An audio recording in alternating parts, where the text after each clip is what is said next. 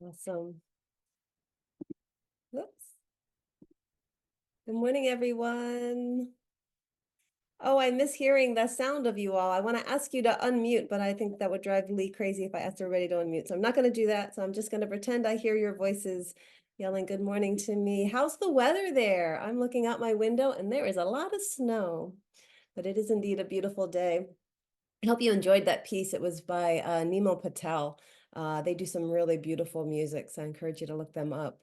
And I hope everyone is staying safe and warm. My name is Deborah Bennett. I'm First Parish Interim Minister, and it's a delight to be with you for our first Zoom session together.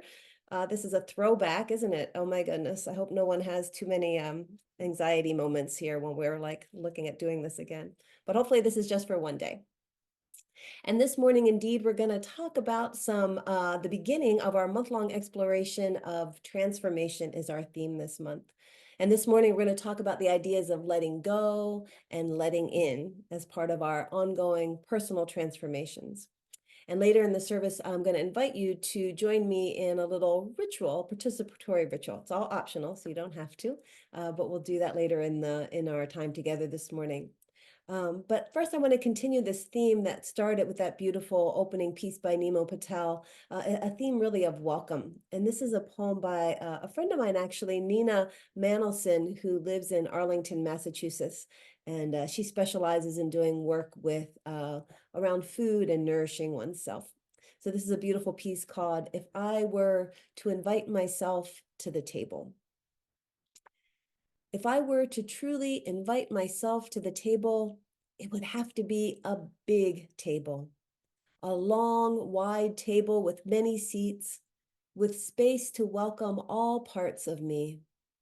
I would want flowers on my table, luscious flowers, possibly deep pink peonies, arranged in one of those big, shabby chic pictures that have that casual but elegant look. And there'd be a bright white tablecloth. Or maybe I'd want one of those bare, rustic wood tables, the kind that oozes history and connection. Yeah, I think the worn table feels right because I want a sense of stability, a sense of continuity, to feel like I've been welcome here at my table for eons. Even if I couldn't give myself the permission to sit down, I want to be able to be fully me at this table. I don't want to have to worry about making a mess on a white tablecloth. I want there to be space for my hunger and longings, for my joy and grief, for all parts of me. But really, what I want to know is that I'm fully welcome. I'm not a guest. I don't have to stand at the corner nearby sneaking my dessert. I can sit, take up space. I want to invite myself to the table because that's where I'll fully be nourished. So I invite you this morning to allow yourself to bring your full selves into this space, even though we're on Zoom, either no, it's not quite the same as being in person, to really create the space around you as sacred space this morning in your homes or wherever you are, and join together in our worship. I know we're not able to sing and the choir's not going to be unmuted, but I do have a video of the song that we were going to sing. It's not our choir, but it is another UU congregation's choir. So let me share that with you now. So I invite you to sing along as you would like. Let's see here, just gonna take me 1 second.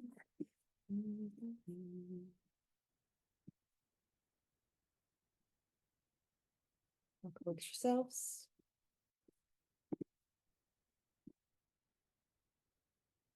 Wonderful. I think Eric is going to join us now for our joys and sorrows. Good morning. My name is Eric Felton. My pronouns are he, him. I'm a lay minister of this congregation.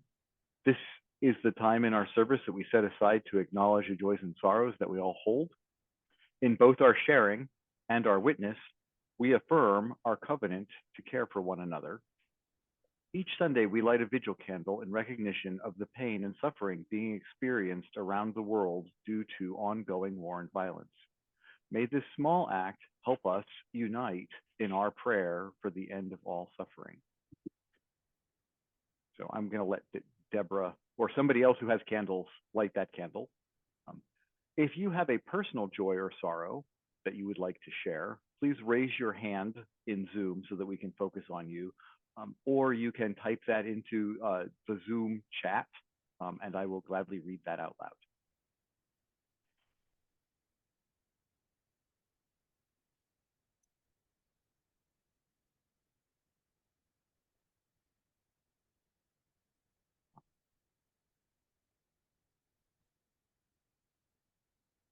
So I don't see anybody. We will light another candle, a final candle for all those joys and sorrows unspoken.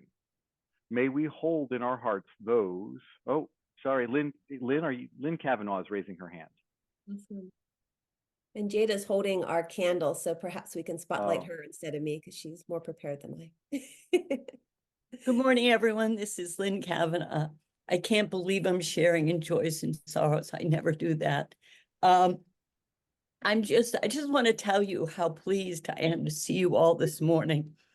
And I'm shocked at the fact that I have this sort of joyous feeling reminiscing about how important it was to see you all during the pandemic when we couldn't gather.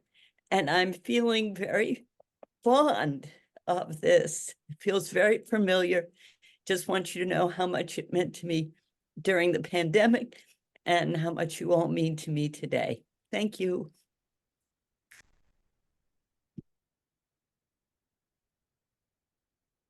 Thank you.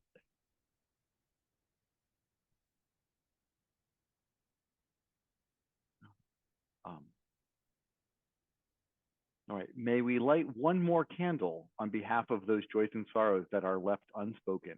Let us hold each other in a circle of care with a moment of silence.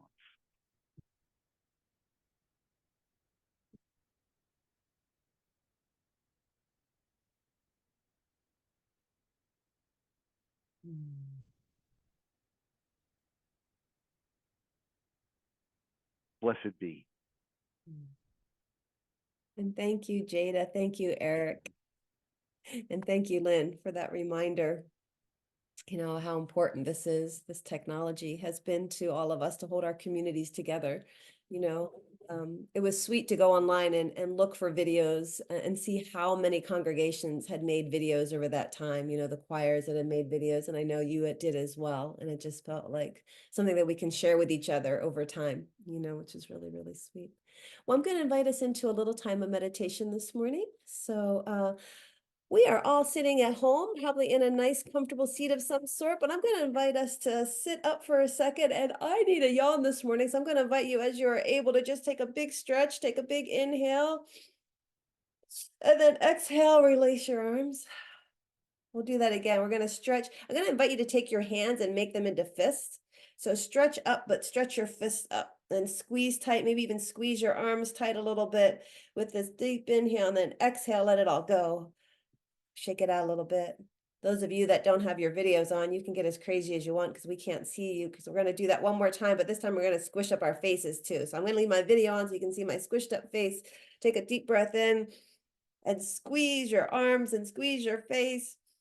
Hold the breath and then exhale and relax and shake it out. And then perhaps find a place that feels comfortable. And if you'd like to close your eyes, feel free to allow your eyes to close. For our meditation this morning, we're going to do our meditation on breath. So as you take this time to find your own breath, find that place where you breathe in, notice the desire to breathe out after you breathe in, and then notice that desire that caused to want to take in air again. Right, this beautiful synergy of letting go and taking in, and letting go and taking in. So I invite us to sit in meditation for the next 2 minutes while we listen to the beautiful song of When I Breathe In. Take another minute or so and just find your own breath again. Take a few breaths in and out.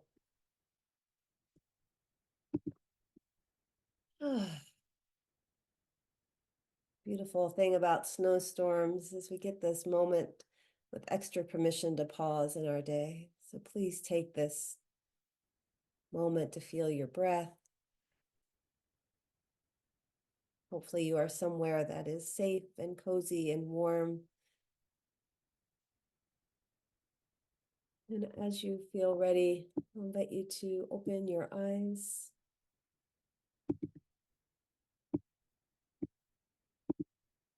Do my best to be looking at you while looking at my screen at the same time.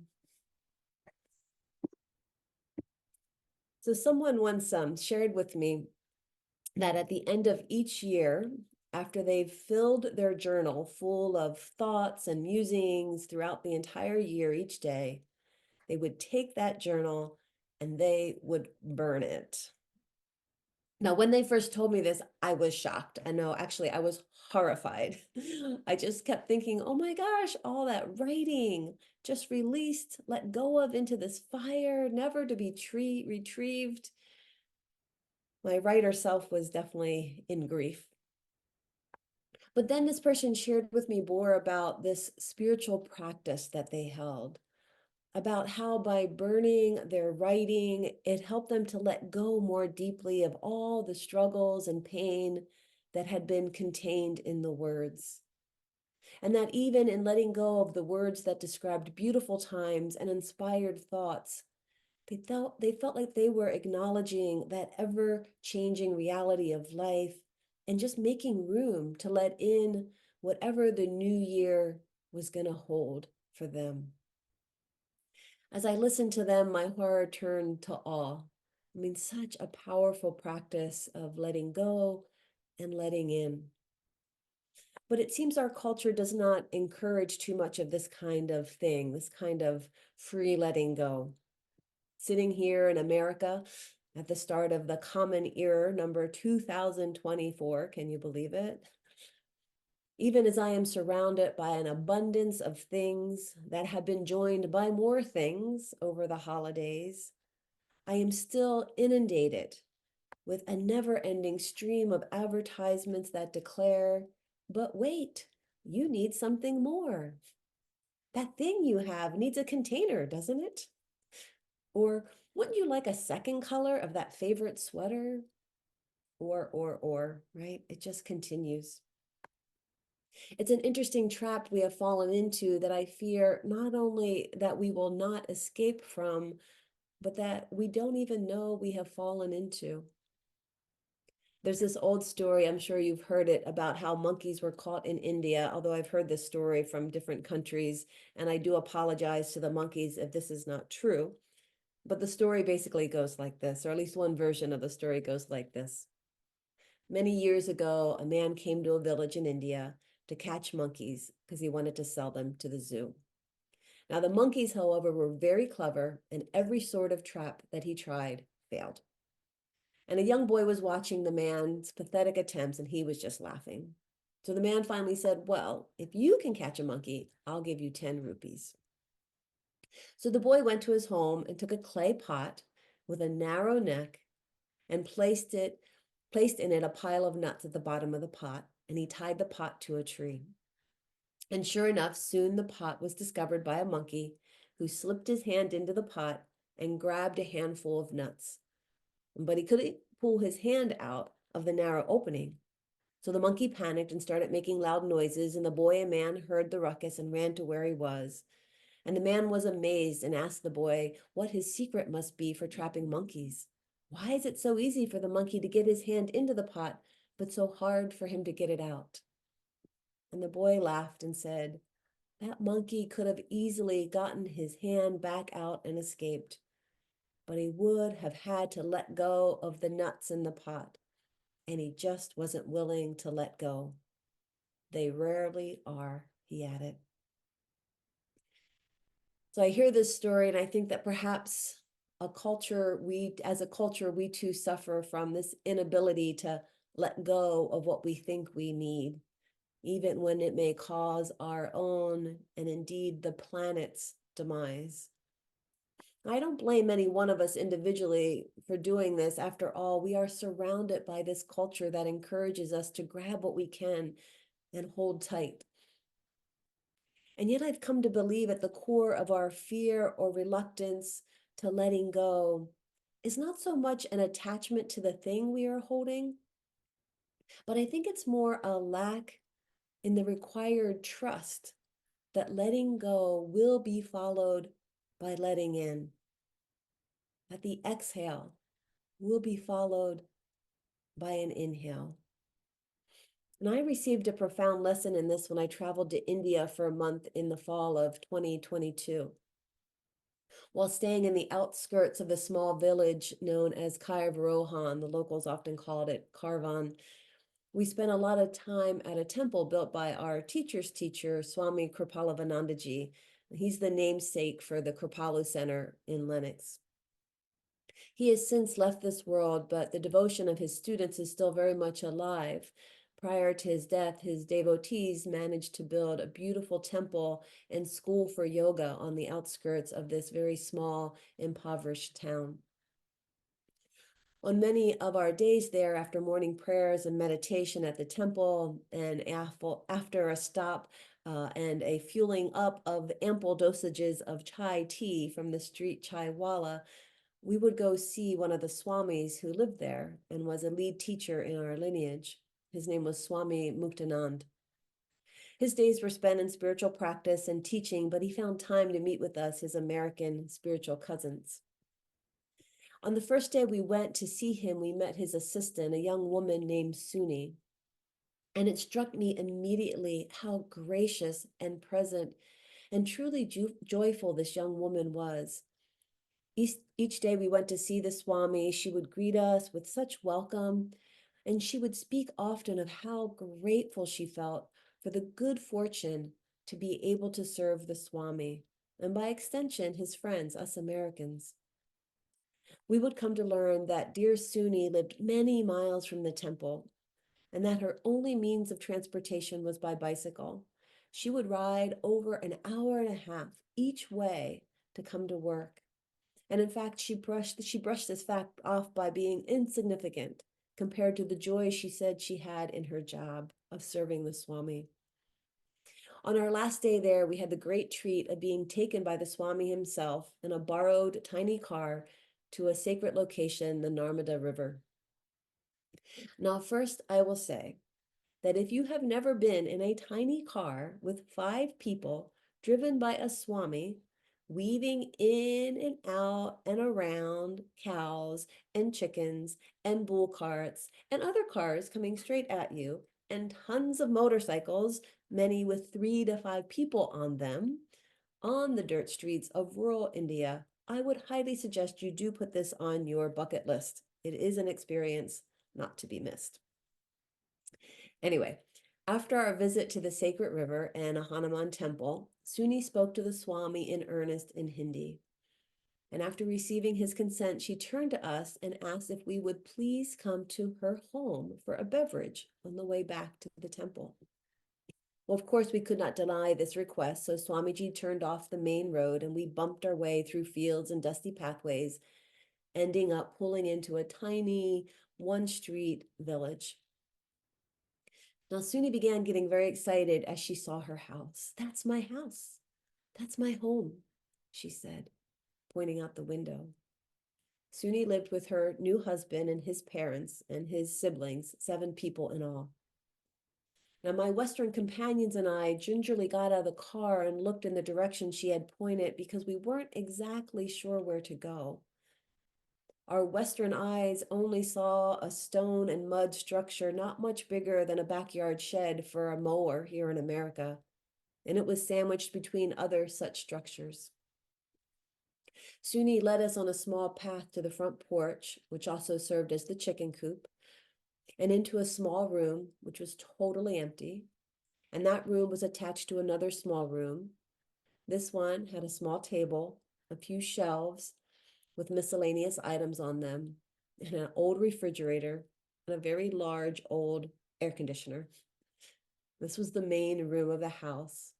And beyond this was a covered walkway which led to the outhouse. Suni beamed as she introduced us in Hindi to her relatives, and they brought out 2 folding chairs. There were 4 of us. We greeted them and awkwardly decided which of us would sit on the chairs, the eldest, of course. Then Suni joyfully opened the refrigerator door and handed us each a cumin soda. Now, I love cumin, but not in soda. And my friends and I worked hard to sip as much as we could to be respectful of this obviously huge gift. And sincerely hope that our faces did not look as stunned as our minds were, trying to take in the reality of what we were seeing. 2 tiny rooms, 7 people, no beds, only 2 small chairs. And yet clearly Suni was in such joy in sharing her home with us. We talked for a while until Swami said it was time to head back to the temple.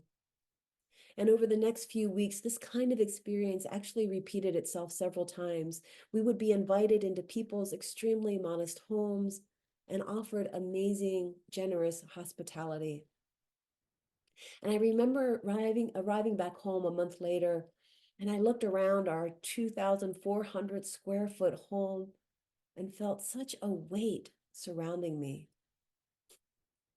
There my husband and I were alone in our 4 bedrooms, 2.5 baths with indoor plumbing, with enough books to fill Suni's entire house, and with 7.5 chairs per capita of the home's residents.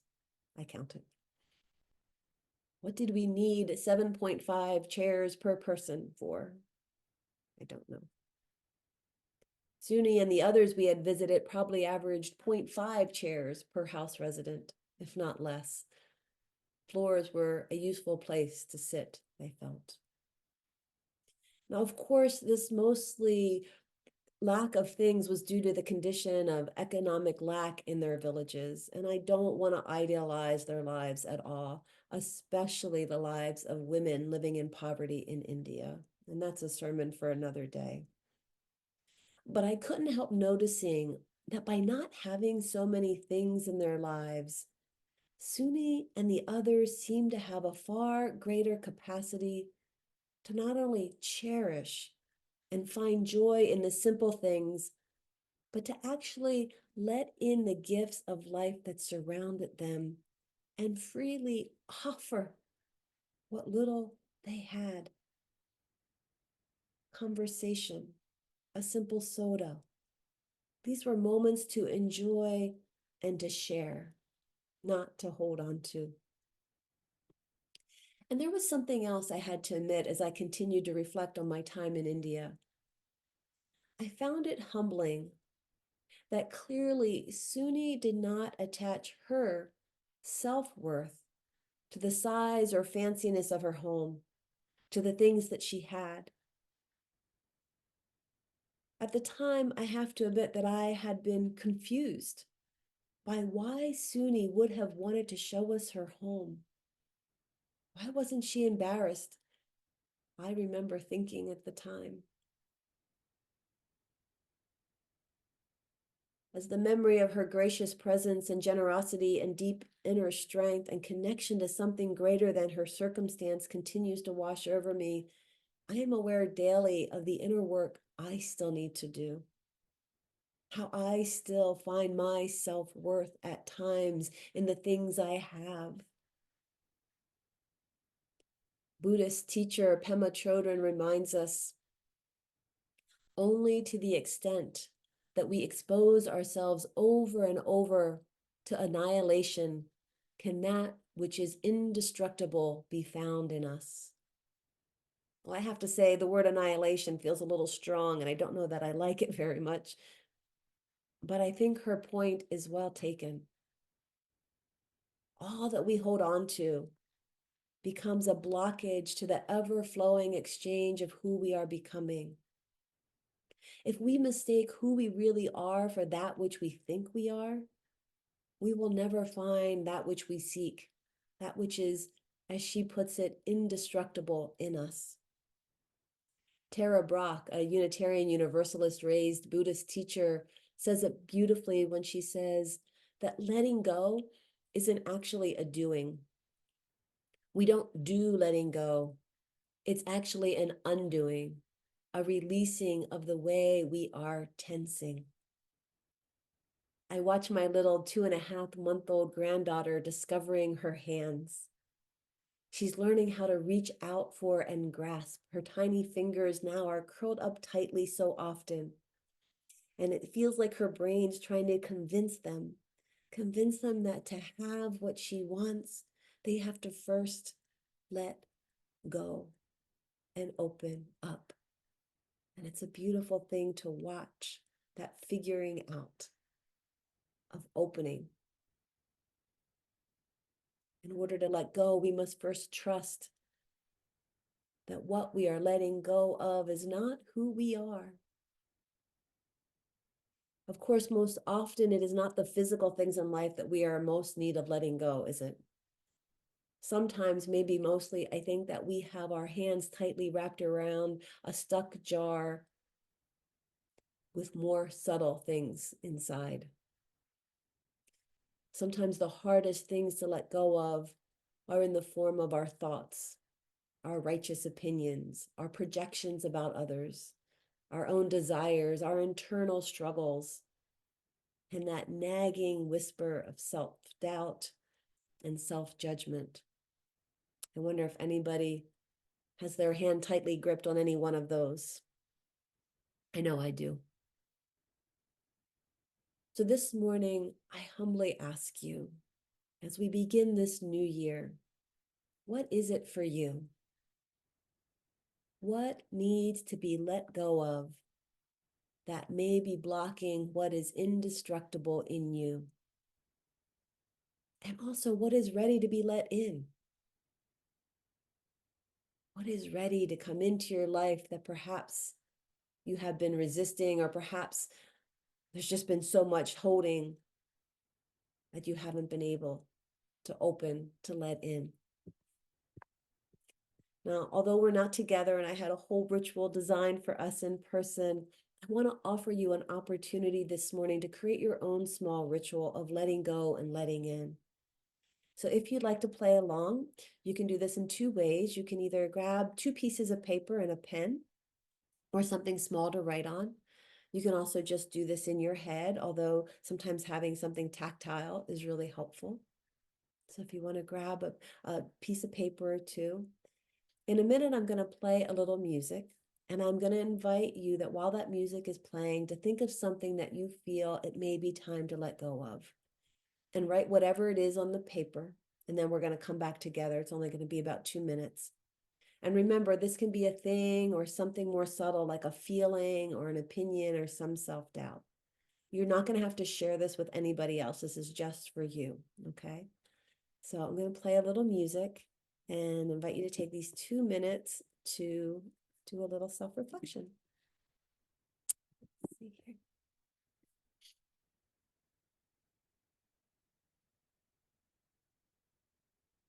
Hold tight. Oops, I think I've lost my song. Give me 1 second. Go ahead and grab your paper.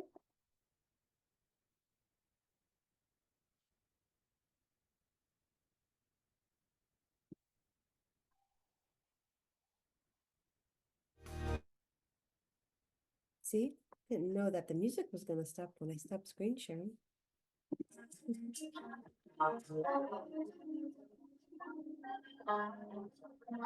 We'll take another 30 seconds to finish up your.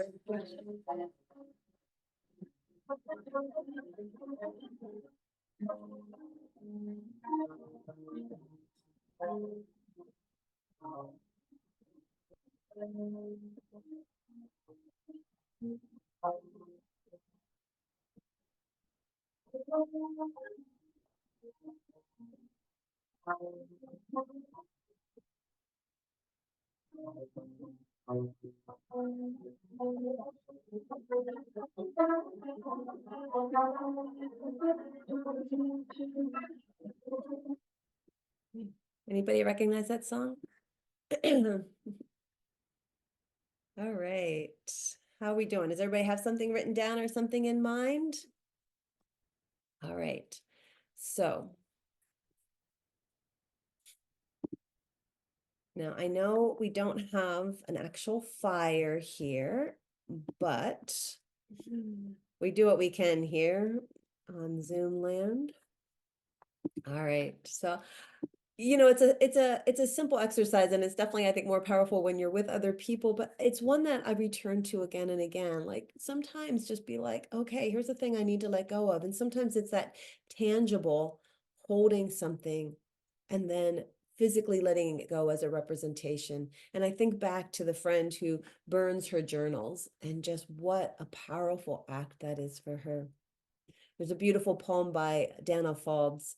One of the lines says, "Let go of the ways you thought life would unfold, the holding of plans or dreams or expectations. Let it all go. Save your strength to swim with the tide. The choice to fight what is here before you now will only result in struggle, fear, and desperate attempts to flee from the very energy you long for. Let go. Let it all go and flow with the grace that washes through your days, whether you received it gently or with all the quills raised to defend against invaders. Take this on faith. The mind may never find the explanation that it seeks, but you will move forward nonetheless. Let go, and the waves' crest will carry you to unknown shores beyond your wildest dreams or destinations. Let it all go and find the place of rest and peace and certain transformation."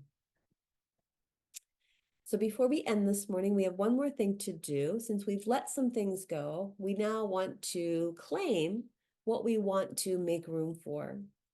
So I'm going to invite you to now take a moment and just think about something that you would like to call into your life. What is something that that you want to make room for? And as you ponder, I have one more video for you to share. This is from a woman named Leah Morris. I think we might have heard from, maybe I played it in a meeting at one point. She's a beautiful singer and has really offered a lot of beautiful music during the pandemic to UU congregations. So let's take 2 minutes and just ponder for yourself, what would you like to let into your life? So I'm going to invite you now, if you would like, to do one of two things.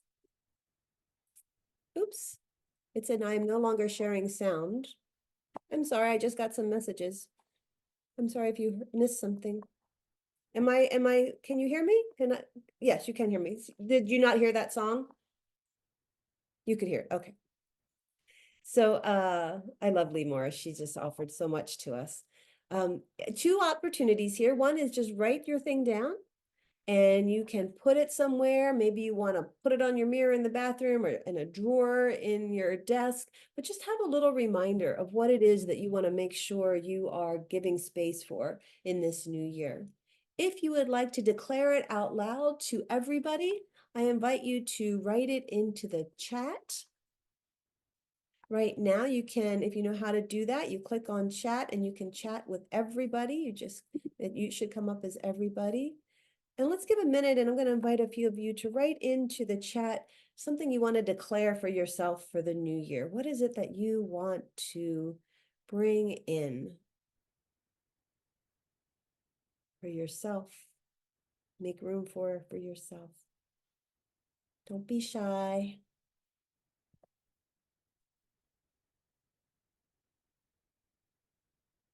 Anybody? Somebody break the ice and write something.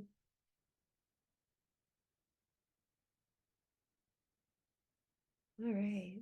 Somebody wants to be more fully present with friends and family. It's beautiful. Feeling enough. That's a big one. Joy in the moment. Taking more professional risks. Creativity and connection. Make music every day.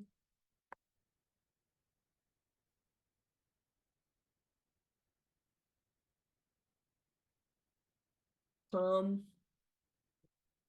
Be more organized. Keep them coming.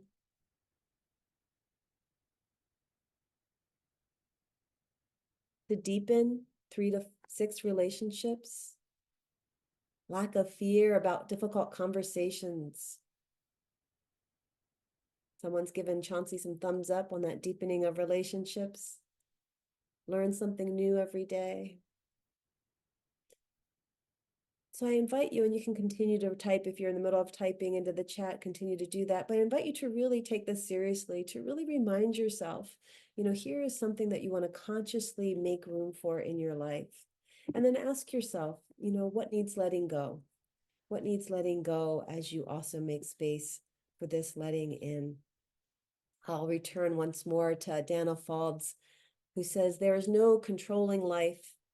Try corralling a lightning bolt containing a tornado, dam a stream, and it will create a new channel. Resist, and the tide will sweep you off your feet. Allow, and grace will carry you to higher ground. The only safety lies in letting it all in. So I invite us to remember to just let life in as we enter this new year. I think some of us enter this new year with a little trepidation of what this year might bring. So I think this practice of letting go and letting in can be a reminder throughout our year to create balance for ourselves. So we're neither holding too much nor holding too little. And do remember that everything we do is simply just planting seeds, right? And so to end our service this morning, I have one more piece. Oh, I have a couple more I want to read here. Someone said, make church work more a joy than an obligation. Oh, can I hear an amen on that one? Learn something new every day. So let's end our service with this beautiful video. This is one more video from Nima Patel. This is my absolute favorite one that they do. It's called Planting Seeds. So join me in loving this one. Let's see here. If for some reason you don't hear this, if my sound isn't on for some reason, please let me know right away. Well, everyone, we have come to the end of another beautiful hour spent together. I truly hope you've been nourished in heart and mind with their time together. And please do stay on to have some contact time with each other and conversation. And I look forward to seeing you next week in the new year. How about if everybody gets a chance to unmute? If you can unmute yourself, you can just yell out hello, goodbye, because it'd be great to just hear everybody. And